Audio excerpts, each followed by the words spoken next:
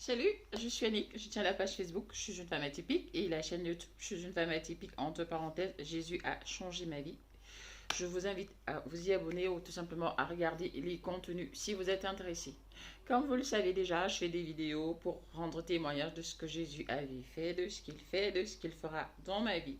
Aujourd'hui, je vais parler d'un sujet qui me concerne directement. Je suis la principale concernée, mais je m'adresse surtout aux femmes chrétiennes.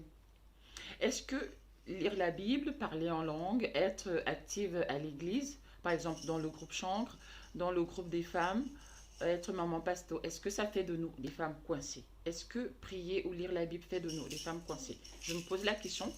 J'ai reçu quelques messages dans mon inbox et même des proches qui en parlent, mais c'est un sujet tabou parce que voilà, on n'ose pas en parler. Et il y a souvent des séminaires organisés dans des églises, mais c'est vraiment quelque chose de tabou. Pourquoi est-ce que les femmes chrétiennes sont des femmes coincées? Et je suis la première.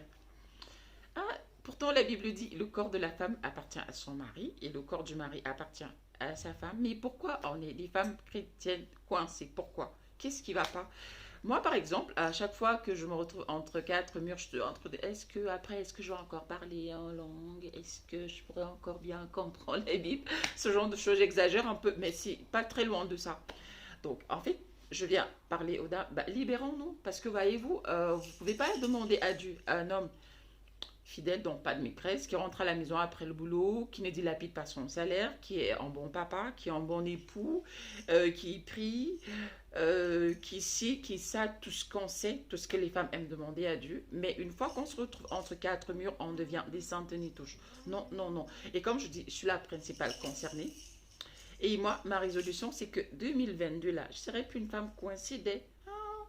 C'est fini même. Est-ce que la Bible me rend coincée? De toute façon, moi, je ne serai plus coincée en 2022. Là, je vais me lâcher des plaisirs là même, c'est pas interdit. Oh. En tout cas, je vais me lâcher. Je vous dis, lâchez-vous mes sœurs, parce que...